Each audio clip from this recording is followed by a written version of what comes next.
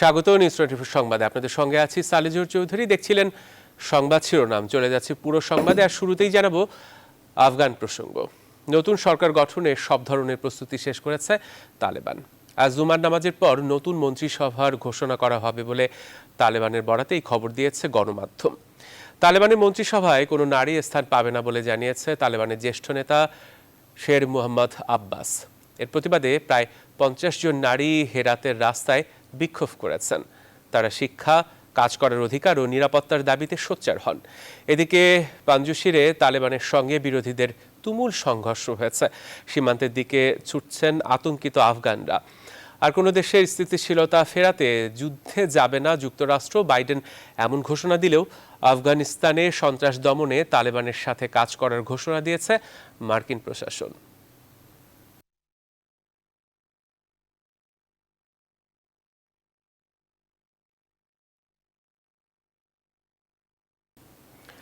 যুক্তরাষ্ট্রের বন্যা পরিস্থিতির খবর। ঘূর্ণিঝড় আইডার প্রভাবে সৃষ্ট বন্যা পরিস্থিতির কারণে যুক্তরাষ্ট্রের নিউ ইয়র্ক ও নিউ জার্সির অনেক এলাকা এখন পানির নিচে। অতিবৃষ্টিতে রূপ দিয়েছে ভয়াবহতা। এ পর্যন্ত শিশুসহ অন্তত 14 জনের মৃত্যুর খবর পাওয়া গেছে। সেখানে জারি করা হয়েছে জরুরি অবস্থা। স্থগিত হয়েছে অসংখ্য বিমান ও ট্রেনের যাত্রাও। হতাহতের সংখ্যা আরও বাড়বে বলে আশঙ্কা করা হচ্ছে। এই দুর্যোগ অবস্থায় যে কোনো ধরনের সহযোগিতার ঘোষণা দিয়েছেন মার্কিন প্রেসিডেন্ট জো বাইডেন। মাসুদ রানার ডেস্ক রিপোর্টে বিস্তারিত। যুক্তরাষ্ট্রের ইতিহাসে প্রাকৃতিক দুর্যোগের রেকর্ড গড়ল ঘূর্ণিঝড় আইডা। লুইজিয়ানায় এই ঝড়ের তাণ্ডব চালানোর পর এখন এর প্রভাবে প্রবল বৃষ্টি শুরু হয়েছে নিউ ইয়র্ক সিটি সহ নিউ জার্সি এলাকায়। মাত্র 1 ঘন্টায় বৃষ্টিপাতের পরিমাণ রেকর্ড হয়েছে 8 সেন্টিমিটার। এর মধ্যে পানির নিচে তলিয়ে গেছে অনেক এলাকা। নিরাপদ আশ্রয়ের সন্ধানে ছুটছে মানুষ। নিউ ইয়র্ক ও নিউ জার্সিতে জারি করা হয়েছে জরুরি অবস্থা। এমন বৃষ্টি আমরা আগে দেখিনি। আমরা নিউ ইয়র্কবাসী দুর্যোগের সময় পার করছি। আমাদের সহায়তার প্রয়োজন। ভয়াবহ অবস্থার কথা আগেই সতর্ক করা হয়েছিল। অনুমান সত্যি হয়েছে। এখন দুর্যোগ মোকাবেলার সময়ে আমরা যে কোনো ধরনের সহায়তার জন্য প্রস্তুত। বেশিরভাগ বাড়িতে পানি ঢুকে পড়ায় বেসমেন্টে আটকা পড়েছেন অনেকেই। ভেসে যাওয়া একটি গাড়ির ভেতর থেকে কয়েকজনের মৃতদেহ উদ্ধার করা হয়েছে। নিউ ইয়র্ক শহরে 2 বছরের এক শিশুসহ মৃত্যু হয়েছে বেশ কয়েকজনের। বৃদ্ধি পাচ্ছে হতাহতের সংখ্যা। ভারী বর্ষণের কারণে সড়কে যান চলাচল বন্ধ রয়েছে। এমনকি বন্ধ ঘোষণা করা হয়েছে রেল এবং বিমান সেবা। বন্যা এত ভয়াবহ রূপ নেবে তা ধারণা করিনি। বাড়ির ভিতর পানি ঢুকে পড়ছে, থাকার জায়গাটুকুও নেই। গেল রোববার যুক্তরাষ্ট্রের লুইজিয়ানায় আঘাত হানে ঘূর্ণিঝড় আইডা, যেখানে এখনও বিদ্যুৎহীন রয়েছে অধিকাংশ এলাকা। বাড়ছে ক্ষয়ক্ষতির পরিমাণ। এদিকে জাতিসংঘের জরিপ বলছে জলবায়ু পরিবর্তনের কারণে মারাত্মক প্রাকৃতিক বিপর্যয়ে মুখে পড়েছে বিশ্ব। গেল 50 বছরে বন্যা ও খরার মতো দুর্যোগগুলো বেড়েছে প্রায় 5 গুণ। এ সময় দুর্যোগের কারণে মৃত্যু হয়েছে প্রায় 20 লাখের বেশি মানুষের। আর ক্ষয়ক্ষতি হয়েছে পাহাড় সমান। বিশ্লেষকরা বলছেন আগামীতে আরও ভয়াবহ হবে এমন প্রাকৃতিক দুর্যোগ। মাসুদ রানা, নিউজ 24। যুক্তরাষ্ট্রের নিউ ইয়র্ক থেকে বন্যা অতিবৃষ্টিতে অচলাবস্থার সবশেষ খবর জানিয়েছেন সহকর্মী সুলতান রহমান। আবহাওয়া ভালো, আপনি দেখতে পাচ্ছেন এখানে ঝকঝকে রোদ।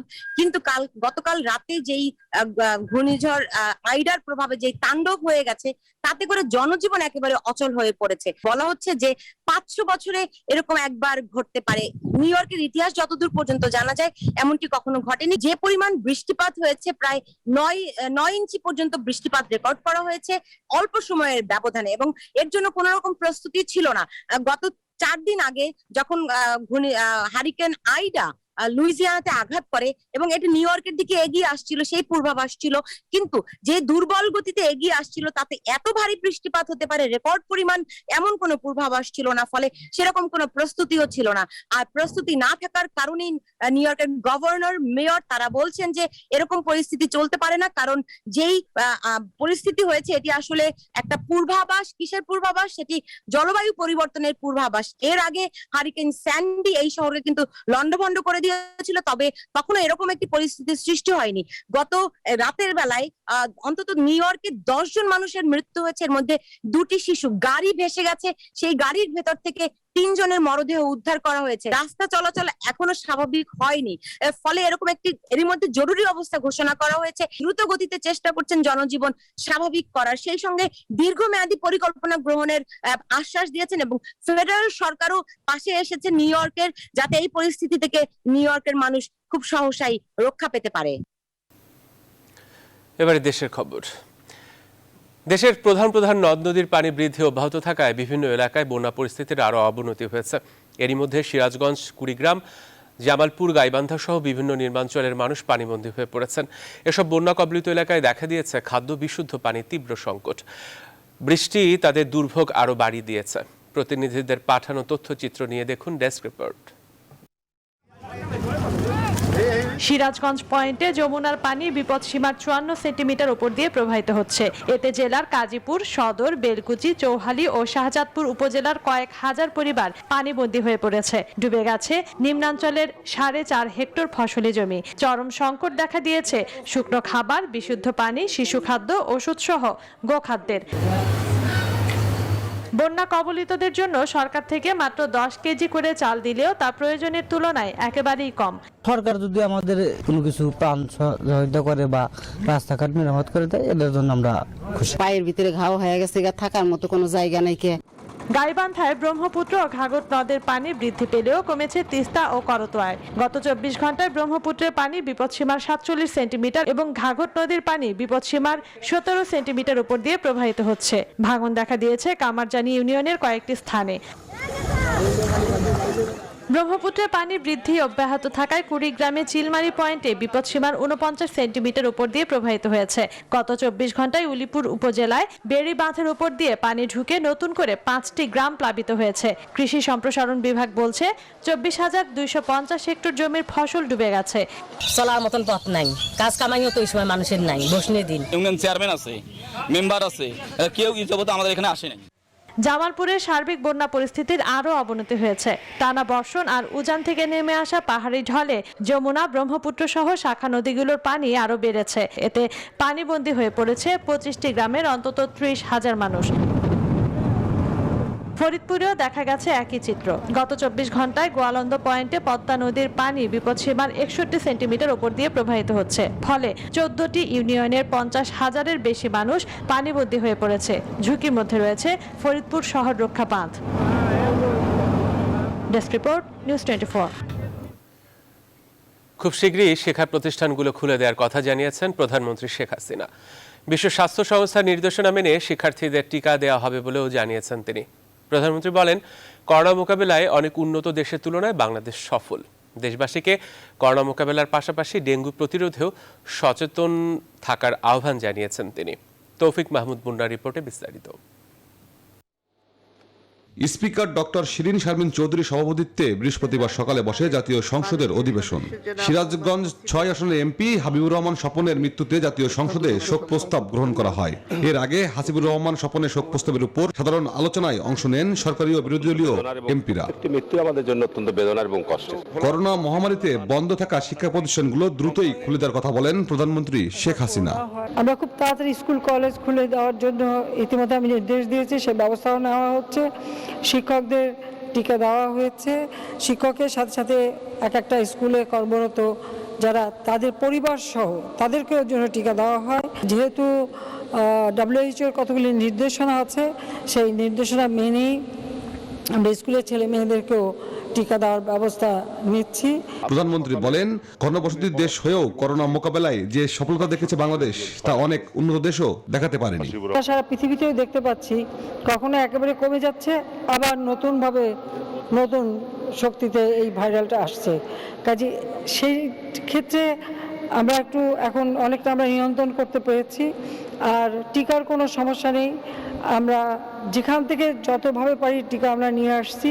ডেঙ্গু মশাটা কিন্তু যার যার ঘরেই বেশি হয়, সে এখানে শুধু মশার ওষুধ দিলেই হবে না, নিজেদেরও কিছু উদ্যোগ নিয়ে পরিষ্কার পরিচ্ছন্নতা রাখতে হবে, কোথাও যেন যে বেশি দিন পানি জমে থাকে। এমনকি এয়ার কন্ডিশন অথবা ফুলের টব বা ফুলদানির পানি যে কোনো জায়গায় কিন্তু এই মশা জন্ম নিতে পারে। দেশের টিকার কোনো সংকট নেই, সবাইকে টিকার আওতায় আনা হবে। রেওয়াজ অনুযায়ী সংসদ অধিবেশন মুলতবি করা হয়। তৌফিক মাহমুদ মুন্না, নিউজ 24, ঢাকা। এদিকে 13 সেপ্টেম্বর থেকে খোলা হচ্ছে দেশের সকল মেডিকেল কলেজ, মেডিকেল ইনস্টিটিউট ও নার্সিং ইনস্টিটিউট। তবে ক্লাস হবে সেখানে ধাপে ধাপে। বৃহস্পতিবার সচিবালয়ে স্বাস্থ্য মন্ত্রণালয়ের সম্মেলন কক্ষে সংবাদ সম্মেলনে এসব তথ্য নিশ্চিত করেছেন স্বাস্থ্যমন্ত্রী জাহিদ মালেক। তিনি বলেন, স্কুল কলেজ দ্রুত খোলার বিষয়ে নির্দেশনা দিয়েছেন প্রধানমন্ত্রীও। স্কুল কলেজ খোলার বিষয়ে চূড়ান্ত সিদ্ধান্ত নিতে আগামী 5 সেপ্টেম্বর উচ্চ পর্যায়ের বৈঠক ডাকা হয়েছে। সেখান থেকেই নিশ্চিত করা হবে শিক্ষা প্রতিষ্ঠান খোলার দিনক্ষণ। ব্যবস্থা যে ডাক্তারদের অবশ্যই রোগীর কাছে একটা পর্যায়ে যেতে হবে, সকলের মতামত আমরা নিয়ে আমরা সিদ্ধান্ত নিয়েছি যে আমাদের এখন ফিজিক্যালি সশরীরে ক্লাস আমাদের শুরু করে দেওয়া দরকার। দেশে করোনা সংক্রমণের হার 10% নামলেও আগামী 10 থেকে 12 সপ্তাহের মধ্যে আবারও তা বাড়ার আশঙ্কা প্রকাশ করেছেন জনস্বাস্থ্যবিদরা। তারা বলছেন, সবকিছু উন্মুক্তভাবে চলতে থাকায় দেশে শীঘ্রই করোনার তৃতীয় ঢেউ আসবে। এমন পরিস্থিতি মোকাবেলায় মাসে 2 কোটি ডোজ টিকা প্রয়োগ করার পরিকল্পনা নেওয়া হয়েছে বলে জানিয়েছেন স্বাস্থ্যমন্ত্রী জাহিদ মালেক। আরিফিন শাকিলের প্রতিবেদনে বিস্তারিত। প্রায় 3 মাস পর দেশে করোনা ভাইরাসের নমুনা পরীক্ষার তুলনায় দৈনিক শনাক্ত রোগীর হার এখন 10% নেমেছে। কমেছে করোনায় মারা যাওয়ার সংখ্যা। স্বাভাবিক হয়েছে জনজীবন। মাস্ক পরা কিংবা স্বাস্থ্যবিধি মানার বিষয়ে ঢিলে ঢালা ভাব গোটা দেশ জুড়ে। জনস্বাস্থ্যবিদরা বলছেন, দীর্ঘদিনের লকডাউনের সুফল মিলছে এখন। তবে মানুষের মধ্যে স্বাস্থ্যবিধি না মানার প্রচলনের কারণে আবারও করোনার বড় ঝুঁকিতে পড়তে যাচ্ছে গোটা দেশ। নভেম্বর ডিসেম্বর নাগাদ দেশে আসবে করোনার তৃতীয় ঢেউ। সামনে একটি তৃতীয় ঢেউ আগত প্রায়। ধারণা করা হচ্ছে এখন থেকে 4 থেকে 6 সপ্তাহ পরে দেশে করোনার সংক্রমণ বাড়তে শুরু করবে, যেটি 8 থেকে 12 সপ্তাহ পরে ব্যাপকভাবে বিস্তৃত হবে। এটাকে আমরা করোনার তৃতীয় ঢেউ হিসেবে অভিহিত করব। এখন থেকে সে অনাগত ঢেউকে মোকাবেলা করার পদক্ষেপসমূহ নির্ধারণ করে প্রস্তুতি তৈরি করা দরকার। এমন ঝুঁকির কথা সরকারের বিবেচনা রয়েছে জানিয়ে স্বাস্থ্যমন্ত্রী বলেছেন, প্রতি মাসে 1.5 থেকে 2 কোটি ডোজ টিকা দিতে চায় সরকার। আগামী 3 মাসে দেশে আসবে আরো 6 কোটি ডোজ টিকা এবং আগামী 3 মাসে এই 6 কোটি ভ্যাকসিন চলে আসবে, প্রত্যেক মাসে 2 কোটি করে। পাশাপাশি WHO থেকে একটা প্রস্তাবনা আমাদের কাছে এসেছিল 10.5 কোটি ভ্যাকসিনের। সেই 10.5 কোটি ভ্যাকসিনেরও আমরা নীতিগত আমাদের সিদ্ধান্ত আমরা দিয়েছি। এই ভ্যাকসিনগুলো আগামী ডিসেম্বর জানুয়ারির মধ্যে বাংলাদেশে চলে আসবে। তবে বিশেষজ্ঞরা বলছেন, দেশের সব মানুষকে টিকা আওতায় আনা না গেলে ঝুঁকি কমবে না করোনার, কারণ দেশের মাত্র 2% কম মানুষ টিকা পেয়েছে। আরিফিন শাকিল, নিউজ 24, ঢাকা। এবার করোনা আপডেট।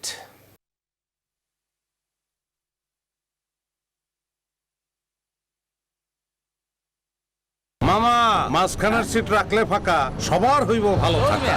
আমার সিটে বসছি আমি, আর আপনি করেন বাড়াবাড়ি। উস্তাদ, আমান গাড়ি, থামাইতে হইব মহামারী। নিয়ম মেনা সবাই একসাথে করোনা ঠেকায়। 24 ঘন্টায় করোনা ভাইরাসে আক্রান্ত হয়ে আরও 88 জন মারা গেছেন।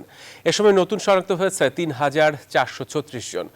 বৃহস্পতিবার স্বাস্থ্য অধিদপ্তরের করোনা বিষয়ক নিয়মিত প্রেস বিজ্ঞপ্তিতে এই তথ্য জানানো হয়েছে। তারও জানানো হয়, দেশে এখন পর্যন্ত মোট করোনা রোগী শনাক্ত 15,07,116 জন।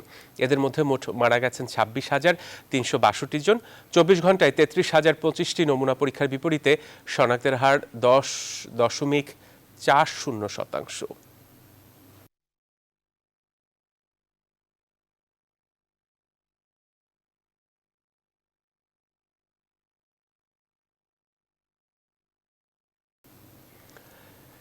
ডেঙ্গুর খবর। 24 ঘন্টায় আরও 330 জন ডেঙ্গু রোগী হাসপাতালে ভর্তি হয়েছে। এটি চলতি বছরে এখন পর্যন্ত একদিনে সর্বাধিক। বৃহস্পতিবার স্বাস্থ্য অধিদপ্তর এই তথ্য জানিয়েছে। এর আগে এবছরের 17 আগস্ট একদিনে সর্বাধিক 329 জন ডেঙ্গু রোগী ভর্তির তথ্য জানিয়েছিল স্বাস্থ্য অধিদপ্তর। এছাড়া 24 ঘন্টায় ডেঙ্গু আক্রান্ত হয়ে আরও 3 জন মারা গেছেন। এ নিয়ে এখন পর্যন্ত ডেঙ্গুতে মারা যাওয়ার সংখ্যা 48। সারা দেশে বিভিন্ন সরকারি বেসরকারি হাসপাতালে বর্তমানে 1262 জন রোগী ভর্তি হয়েছেন। এর মধ্যে ঢাকাতেই 1131 জন।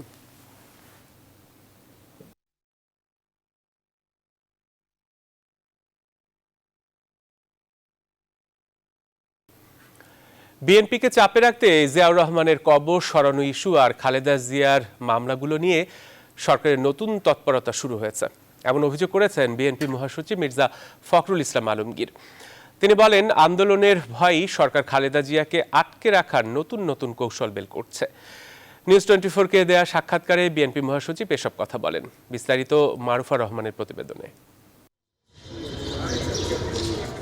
গত কয়েকদিন ধরেই দেশের বৃহৎ দুই রাজনৈতিক দল পাল্টাপাল্টি বক্তব্য ছুড়ে দিচ্ছেন প্রয়াত রাষ্ট্রপতি জিয়াউর রহমানের মুক্তিযুদ্ধে অবদান এবং তার কবর ইস্যুতে। আওয়ামী লীগের দাবি, চন্দ্রিমা উদ্যানে জিয়াউর রহমানের লাশ নেই। বিএনপি জানে না যে সেখানে জিয়ার কবর নাই, জিয়া নাই ওখানে। খালেদা জিয়া বা তারেক জিয়া কি বলতে পারবে যে তার বাবার লাশ দেখেছে? গুলি। আওয়ামী লীগের এমন দাবিকে মিথ্যাচার এবং রাজনৈতিক উদ্দেশ্য প্রণোদিত বলছে বিএনপি। এটা জাতির দুর্ভাগ্য যে আজকে স্বাধীনতার ঘোষক বীরত্বের শহীদ প্রেসিডেন্ট জিয়াউর রহমানের সম্পর্কে এই ধরনের কথা বলা হয়। এদিকে দলটির মহাসচিবের দাবি, বিএনপির ওপর রাজনৈতিক চাপ বাড়াতে ক্ষমতাসীনদের এটি একটি কৌশল। এটা হচ্ছে সবচেয়ে বড় ভয়ঙ্কর একটা ক্রাইম এগেইনস্ট হিউম্যানিটি, সেটা তারা করছে। শহীদ প্রেসিডেন্ট জিয়াউর রহমান সাহেবের মাজারে যাওয়ার যে একটা একেবারেই অত্যন্ত শান্তিপূর্ণ যে কর্মসূচি, শুধু জিয়ারত করার জন্য ধর্মীয় একটা কর্মসূচি, সেখানেও বাধা প্রদান করা হয়। এদিকে শর্ত সাপেক্ষে সাময়িক মুক্তিতে থাকা বিএনপি চেয়ারপারসন খালেদা জিয়ার মামলাগুলো এতদিন শিথিল থাকলেও সেগুলো নতুন করে সক্রিয় করা হচ্ছে।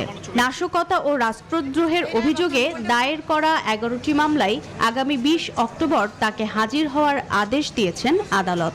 বিএনপি মহাসচিব বলছেন, গণ আন্দোলন ঠেকাতেই এই তৎপরতা। বিশেষ করে দেশনেত্রী বেগম খালেদা জিয়াকে তারা সবচেয়ে বেশি ভয় পান, কারণ তিনি একটা অত্যন্ত জনপ্রিয় নেত্রী, ক্যারিশমেটিক লিডার। তাকে বাইরে রাখলে তাদের পক্ষে, তারা যেভাবে দেশ শাসন করছে, স্বৈরাচারী শাসন, সেই শাসনের তাদের পক্ষে করা কঠিন। জনগণ তার সঙ্গে থাকবে এবং সেখানে একটা আন্দোলনের ভয় তারা করে, সেই জন্যই তারা তাকে আটক রাখার চেষ্টা করছে। সব মিলিয়ে আগামী জাতীয় নির্বাচনের আগ দিয়ে নানা রাজনৈতিক বিতর্কে আটকে রেখে বিএনপিকে বিভ্রান্ত ও নাজেহাল করাই এখন সরকারের অন্যতম লক্ষ্য বলে মনে করছেন বিএনপির নেতারা। মারুফা রহমান, নিউজ 24, ঢাকা। গণতন্ত্র পুনরুদ্ধারে গণ অভ্যুত্থান গড়ে তোলার ডাক দিয়েছেন মির্জা ফখরুল ইসলাম আলমগীর। বৃহস্পতিবার দুপুরে জাতীয় প্রেস ক্লাব মিলনায়তনে বিএনপির 43তম প্রতিষ্ঠা বার্ষিকী উপলক্ষে আলোচনা সভায় বিএনপি মহাসচিব এই ঘোষণা দিয়ে নেতাকর্মীদের প্রস্তুতি নেওয়ারও আহ্বান জানান। তিনি বলেন, বিএনপির নেতা হিসেবে, কর্মী হিসেবে দেশের মানুষকে ঐক্যবদ্ধ করা এখন তাদের দায়িত্ব। গণতান্ত্রিক শক্তিগুলোকে ঐক্যবদ্ধ করে বর্তমান সরকারকে পরাজিত করার আহ্বানও জানিয়েছেন বিএনপি মহাসচিব।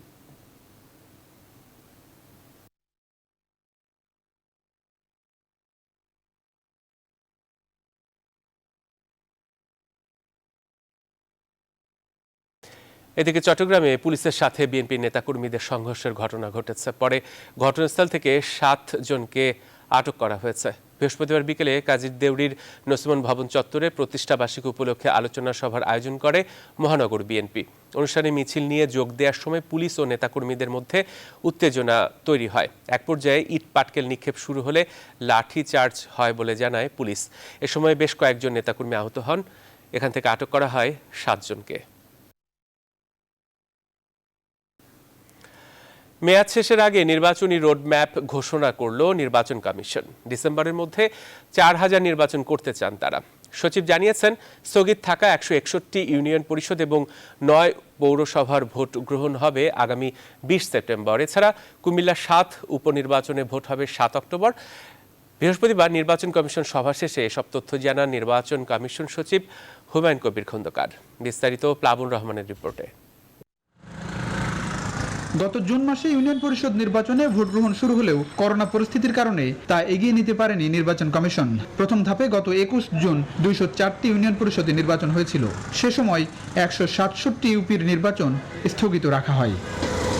এবার স্থগিত থাকা সেই 167 ইউপির মধ্যে 161টিতে ভোট হবে আগামী 20 সেপ্টেম্বর। প্রার্থী মারা যাওয়ায় 5টি ইউপি এবং সেন্ট মার্টিন ইউনিয়নে ভোট হচ্ছে না এ দফায়। পাশাপাশি একই দিনে ভোট গ্রহণ হবে 9 পৌরসভায়।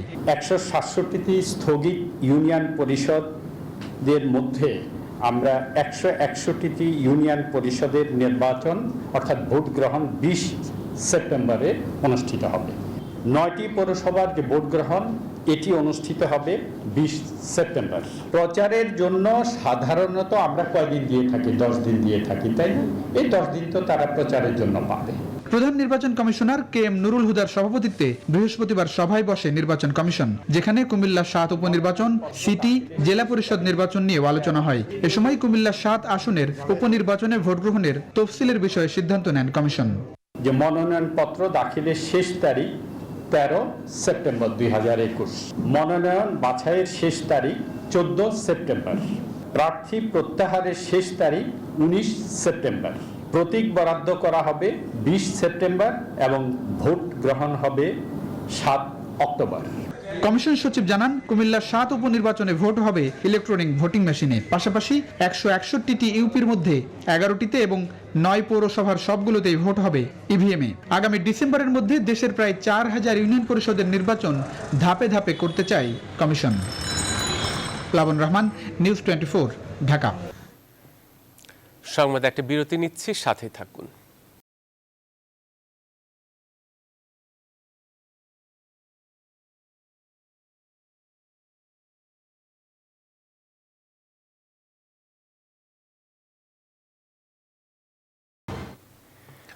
আবারও স্বাগত নিউজ 24 সংবাদে।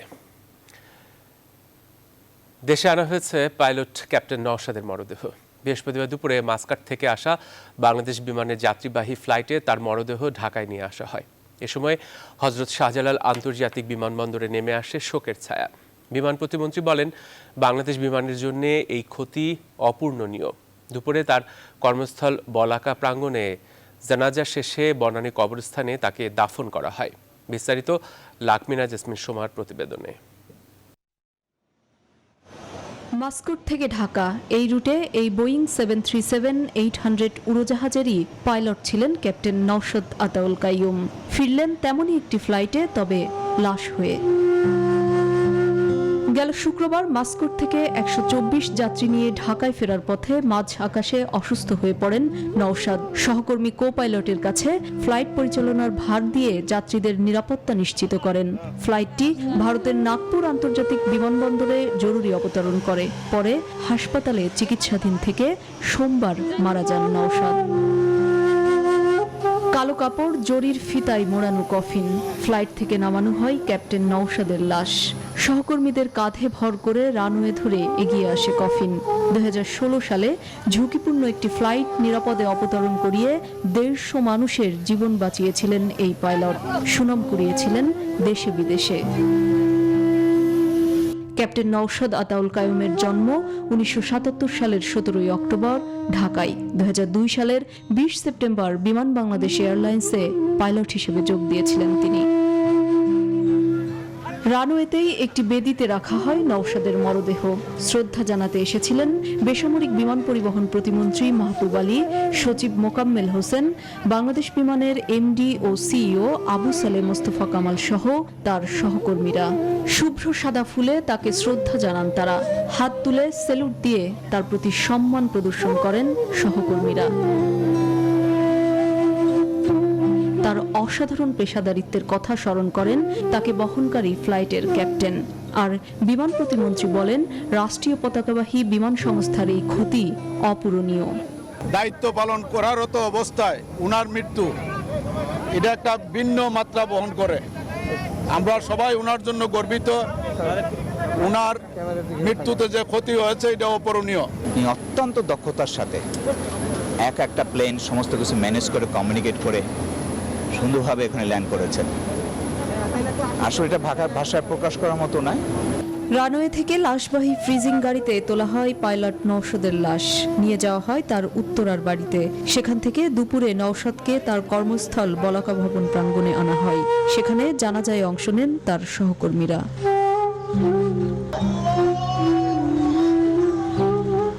লাকমিনা জেসমিন সোমা, নিউজ 24, ঢাকা। এদিকে সিরাজগঞ্জ 6 আসনের সংসদ সদস্য হাসিবুর রহমান স্বপন তুরস্কের একটি হাসপাতালে চিকিৎসাধীন অবস্থায় মারা গেছেন। বাংলাদেশ সময় বৃহস্পতিবার ভোর রাত 3:15টার দিকে মারা যান তিনি। তুরস্কের হাসপাতালে চিকিৎসাধীন ছিলেন সিরাজগঞ্জ 6 আসনের এই সংসদ সদস্য। মৃত্যুকালে তার বয়স হয়েছিল 66 বছর।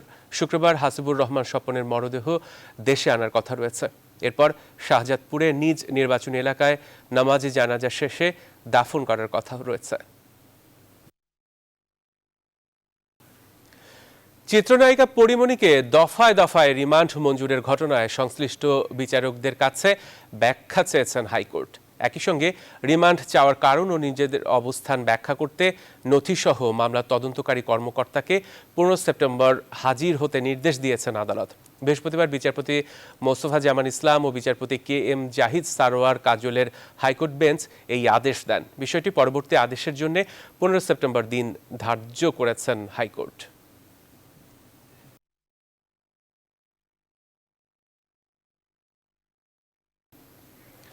কোনো ভোগান্তি নয়, বিদেশগামীদের একদিনেই পাইয়ে দেয়া হবে করোনার টিকা। এমন প্রলোভন দেখিয়ে টিকা প্রত্যাশীদের কাছ থেকে টাকা হাতিয়ে নেওয়া প্রতারক চক্রের 4 সদস্যকে গ্রেফতার করেছে র্যাব। হাসপাতালে টিকাদান কর্মীদের সঙ্গে সখ্যতা গড়েই প্রতারক চক্র এই কার্যক্রম চালিয়ে আসছিল। মৌ খন্দকারের রিপোর্ট। রাজধানীর যে 7টি হাসপাতালে বিদেশিদের করোনা টিকা দেয়া হতো তার আশেপাশেই ছিল ওদের আনাগোনা। করোনা টিকা দিয়ে ভোগান্তিতে পড়া মানুষগুলোই ছিল তাদের প্রধান টার্গেট। টিকা প্রত্যাশীদের দ্রুত টিকার SMS পাওয়ার লোভ দেখিয়ে হাতিয়ে নেওয়া হতো টাকা। তবে টাকা নেয়ার পরেই বন্ধ করে দেয়া হতো যোগাযোগ। পরবর্তীতে ভুক্তভোগীদের অভিযোগের ভিত্তিতে গত বুধবার রাজধানীর মুগদা এলাকায় অভিযান চালিয়ে 4 প্রতারককে গ্রেফতার করে র্যাব। 7 ফেব্রুয়ারি থেকে টিকাদান কর্মসূচি শুরু হয়। আমরা তাদের ক্ষেত্রে দেখেছি তারা জুন থেকে এই ধরনের প্রতারণা শুরু করেছে এবং 2 শতাধিক বলেছি আমি, এবং তারা যেটা বলেছি 2.5 থেকে 5,000 টাকা পর্যন্ত টিকা বেঁধে সব ধরনের যেই ধরনের টিকা যেই দেশে চলে বা যেই ধরনের সার্টিফিকেট প্রয়োজন এটা মানে ভিত্তিতে তারা যার কাছ থেকে যেমন নিতে পারে এবং 2.5 থেকে 5,000 টাকা তার জনপ্রতি নিয়েছে। রাজধানীর মুগদা, মহাখালী, শাহবাগ, মিরপুর ও শেরেবাংলা নগর এলাকায় সক্রিয় ছিল চক্রটি। BSMMU ও মুগদা হাসপাতালের টিকাদানের সঙ্গে জড়িত ব্যক্তিদের সখ্যতা ছিল তাদের। যারা স্টোর কিপার বা যারা রেজিস্ট্রেশন যারা এন্ট্রি করে, যারা SMS পাঠায়, এদের কয়েকজনের সাথে তারা পূর্ব থেকে সখ্যতা ছিল, যেহেতু তারা চাকরি করত। এই সখ্যতার কারণে তারা একটা অ্যাডভান্টেজ নিয়েছে এবং এই সখ্যতার পাশাপাশি তারা বিভিন্ন সময় তাদেরকে কিছু উৎকোচ দিয়েছে। এই প্রতারণার সঙ্গে আরও কেউ সংশ্লিষ্ট আছে কিনা তা খতিয়ে দেখা হচ্ছে বলে জানিয়েছে র্যাব। মৌ খন্দকার, নিউজ 24, ঢাকা। আগামী 30 সেপ্টেম্বরের পর দেশে কোনো অবস্থাতেই ক্লিন ফিট বা বিজ্ঞাপন ছাড়া অনুষ্ঠান না হলে বিদেশি চ্যানেল চালাতে দেওয়া হবে না বলে সাফ জানিয়ে দিয়েছেন তথ্যমন্ত্রী ডক্টর হাসান মাহমুদ। বৃহস্পতিবার দুপুরে সচিবালয়ে মন্ত্রণালয়ের সভাকক্ষে টেলিভিশন মালিকদের সংগঠন অ্যাটকো, কেবল অপারেটর্স অ্যাসোসিয়েশন, বিদেশি চ্যানেলের ডিস্ট্রিবিউটর, আকাশ বাণিজ্য মন্ত্রণালয়ের প্রতিনিধিদের সঙ্গে বৈঠক শেষে এই কথা বলেন মন্ত্রী। তথ্যমন্ত্রী জানান, দেশে যেসব বিদেশি চ্যানেল আছে আইন অনুযায়ী তারা ক্লিন ফিট চালাতে বাধ্য, কিন্তু তাগাদা দেয়া সত্ত্বেও এসব চ্যানেল ক্লিন ফিট করে পাঠাচ্ছেন না। এজন্য নিয়ম না মানলে 30 সেপ্টেম্বর পরে আইন প্রয়োগ করা হবে। আমাদের দেশে যে সমস্ত বিদেশি চ্যানেল আছে আইন অনুযায়ী তারা অবশ্যই ক্লিন ফিট চালাতে বাধ্য। তা আমরা আজকে সিদ্ধান্ত গ্রহণ করেছি এবং ঐক্যমতে পৌঁছেছি যে 30 সেপ্টেম্বরের পরে আমাদের দেশে কোনো অবস্থাতেই ক্লিন ফিট ছাড়া বিদেশি চ্যানেলকে আমরা চালাতে দিতে পারি না। এবারে দেশের বিভিন্ন স্থানে ঘটে যাওয়া ঘটনা নিয়ে টুকরো খবর।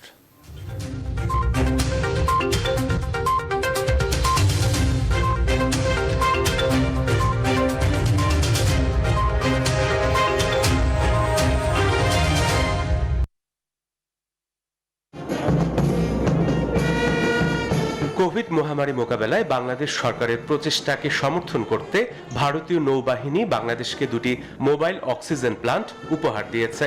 সকালে ভারতীয় নৌবাহিনীর অফশোর টহল জাহাজ প্লান্ট দুটি নিয়ে চট্টগ্রামে পৌঁছেছে। বরিশাল সদর উপজেলা পরিষদ চত্বরে আলোচিত ঘটনায় ইউএনও ও পুলিশের মামলায় দ্বিতীয় দফায় কারাগার থেকে মুক্তি পেয়েছেন আওয়ামী লীগের 12 নেতাকর্মী। বৃহস্পতিবার বিকেলে বরিশাল কেন্দ্রীয় কারাগার থেকে মুক্তি পান তারা। চাকরি স্থায়ীকরণ ও বেতনের দাবিতে গোপালগঞ্জ বঙ্গবন্ধু শেখ মুজিবুর রহমান বিজ্ঞান ও প্রযুক্তি বিশ্ববিদ্যালয়ের কর্মচারীরা ভিসিকে অবরুদ্ধ করে আন্দোলন করেছে।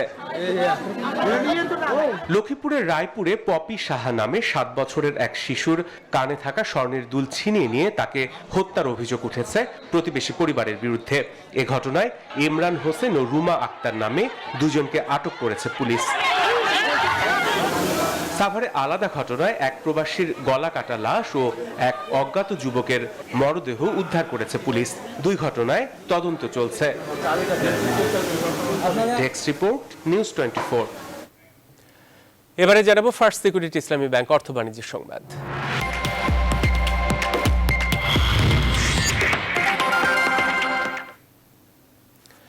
একের পর এক রেকর্ড হচ্ছে দেশের পুঁজিবাজারে। সপ্তাহের শেষ কার্যদিবসেও বড় উত্থান হয়েছে সূচক ও লেনদেনে। প্রধান পুঁজিবাজার ঢাকা স্টক এক্সচেঞ্জ ডিএসইতে প্রধান সূচক ডিএসইএক্স 65 পয়েন্ট বেড়ে প্রায় 7000-এর মাইলফলক ছুঁয়েছে। দিন শেষে সূচকের অবস্থান 6981 পয়েন্টে। গতি বেড়েছে লেনদেনেরও। বৃহস্পতিবার ডিএসইতে লেনদেন হয়েছে 2474 কোটি টাকা, যা তার আগের দিনের চেয়ে প্রায় 100 কোটি টাকা বেশি। লেনদেনের অংশ নেয়া বেশিরভাগ কোম্পানির দাম বেড়েছে এদিন। এদিকে দেশের অপর পুঁজিবাজার চট্টগ্রাম স্টক এক্সচেঞ্জ সিএসইতে প্রধান সূচক বেড়েছে প্রায় 171 পয়েন্টে। লেনদেন হয়েছে 88 কোটি টাকারও বেশি সেখানে।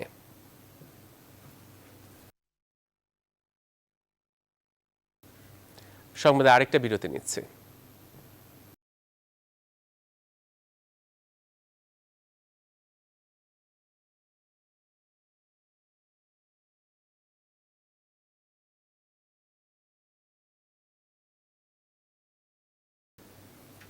আবার স্বাগত নিউজ 24 সংবাদে। এবারে জানাবো প্রবাসের খবর।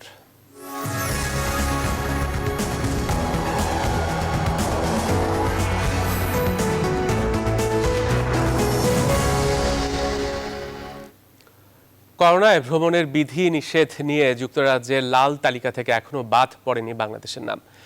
এরই মাঝে ভারতকে ধরা হয়েছে হলুদ তালিকায়। পাকিস্তান নিয়েও চলছে আলাপ আলোচনা। তবে বাংলাদেশ এখনও লাল তালিকাতে থাকার কারণে ব্রিটেনে পরিচালিত বাংলাদেশ কেন্দ্রিক ট্রাভেলসগুলো প্রায় 50 মিলিয়ন আর্থিক ক্ষতির সম্মুখীন হচ্ছে। বিস্তারিত আসম মাসুমের তথ্যচিত্র নিয়ে মাসুদ রানার ডেস্ক রিপোর্টে। আন্তর্জাতিক ভ্রমণের ক্ষেত্রে এখনও যুক্তরাজ্যের লাল তালিকাতে রয়েছে বাংলাদেশ। ব্রিটিশ সরকার বাংলাদেশ সহ রেড জোনের দেশগুলোকে 5টি শর্ত বেঁধে দিয়েছিল, যার অধিকাংশ এখনও পূর্ণ করতে পারেনি বাংলাদেশ সরকার। এমন অবস্থায় দীর্ঘদিন বাংলাদেশের রেড জোনে থাকায় কার্যত ব্রিটেন বাংলাদেশি ট্রাভেল এজেন্টগুলো প্রায় 50 থেকে 55 মিলিয়ন ক্ষতির সম্মুখীন হচ্ছে বলে জানান ব্রিটেনের অন্যতম শীর্ষ বাংলাদেশি মালিকানাধীন ট্রাভেল এজেন্ট লিঙ্কের কর্ণধার সামিউল্লাহ।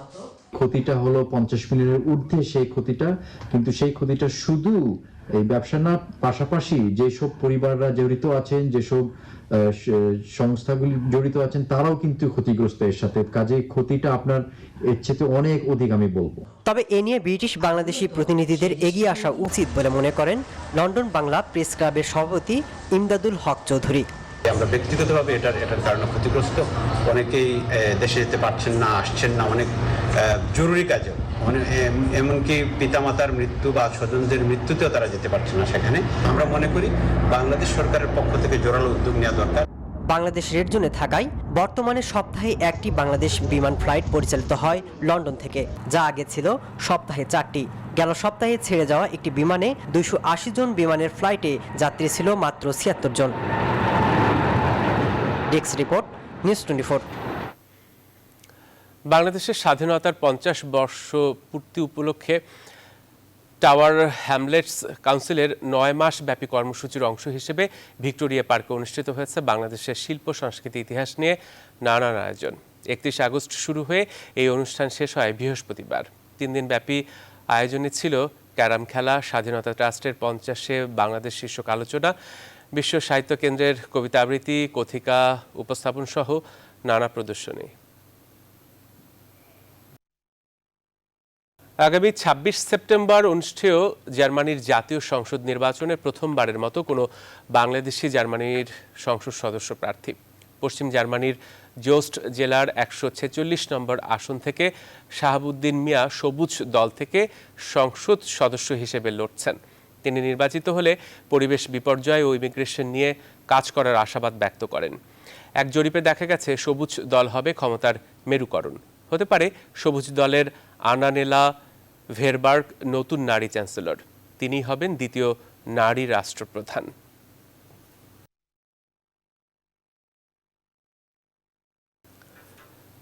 লেবাননে বাংলাদেশি ব্যবসায়ীদের দিন কাটছে চরম হতাশায়। মুনাফার বদলে এখন লোকসান গুনতে হচ্ছে ছোট বড় সকল বাংলাদেশি ব্যবসায়ীকে।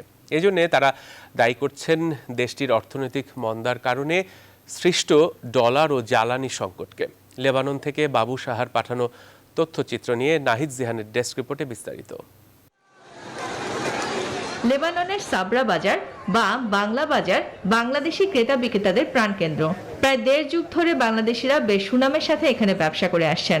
এক সময় এই সাবরা বাজারে সপ্তাহে শনি ও রোববার হাজার হাজার বাংলাদেশি সমাগম ঘটলেও বর্তমানে পরিস্থিতি অনেকটাই পাল্টে গেছে।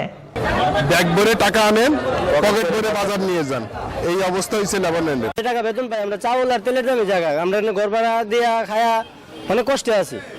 এই সাবরা বাজারের বড় একটি অংশ জুড়ে রয়েছে বাংলাদেশিদের উৎপাদিত দেশীয় সবজি। প্রায় 2 শতাধিক বাংলাদেশি এই সবজি ব্যবসার সঙ্গে জড়িত। কিন্তু ডলার ও জ্বালানি সংকটে তাদের পরিবহন খরচ বেড়ে যাওয়ার পাশাপাশি লোকসান গুনতে হচ্ছে ন্যায্য দাম না পাওয়ার। তেল নাই, তেলে গাড়ি দিয়ে মাল আনা না যাওয়ার কারণে এখানে প্রচুর খরচ হতেছে, বিক্রি করে আসে না, পয়সা পাওয়া যাচ্ছে না। সাবরা বাজারের অন্য বাংলাদেশি ব্যবসায়ীরা জানান, ডলার সংকটের কারণে দলে দলে বাংলাদেশিদের লেবানন ত্যাগ, পরিবহন খরচ বৃদ্ধি ও বাংলাদেশিরা অর্থ সংকটে থাকায় বাজারে আগের মতো ক্রেতা আসছে না। কয়েকদিন আগে ছিল 15,000, অনেক 18,000। এখন আমরা প্রতিদিন ব্যবসাতে লস গোনা লাগে। আমরা ব্যবসায়ীরা আগে যে চালের বস্তা আমরা বিক্রি করেছি 20 টাকা 25 টাকা, সেই চাল এখন 450 থেকে 500 লেবানিজ। অন্যদিকে সাধারণ বাংলাদেশি ক্রেতারা জানায়, স্থানীয় মুদ্রার অস্বাভাবিক মূল্য হ্রাসে কেউই 80 থেকে 100 ডলারের বেশি আয় করতে পারছে না। দ্রব্যমূল্যের চড়া দামে তারা দিশেহারা। দেশটির এমন সংকটে বাংলাদেশি ব্যবসায়ী সহ সাধারণ প্রবাসীদের দিন কাটছে চরম হতাশায়। নাহিদ জিহান, নিউজ 24। খেলার খবর। 5 ম্যাচ সিরিজের দ্বিতীয় টি-20তে আজ সফরকারী নিউজিল্যান্ডের বিপক্ষে মাঠে স্বাগতিক বাংলাদেশ নামবে। ম্যাচ শুরু হবে বিকেল 4টায়। ইতিমধ্যে প্রথম ম্যাচে কিউইদের 7 উইকেটে হারিয়ে নিজেদের আত্মবিশ্বাস বাড়িয়েছেন টাইগাররা। তবে প্রথম ম্যাচে জিতলেও বাংলাদেশ টিমে ভাবনা ওপেনিং জুটি নিয়ে। কিউইদের প্রথম ম্যাচ জিতে ইতিমধ্যে আইসিসি টি-20 র্যাঙ্কিংয়ে 7 নম্বরে উঠে এসেছে বাংলাদেশ, যদিও আনুষ্ঠানিক হালনাগাদ এখনো হয়নি।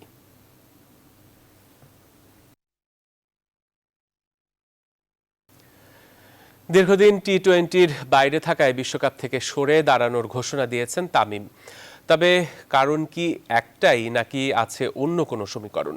বিশ্লেষকরা বলছেন, ক্রিকেটার নিয়ে সমস্যা যদিও বা থেকে থাকে, তা সরাসরি তাদের সাথেই কথা বলে ঠিক করা উচিত। পরোক্ষভাবে তাদের নিয়ে আলোচনা দলে তৈরি করে বিরূপ পরিবেশ।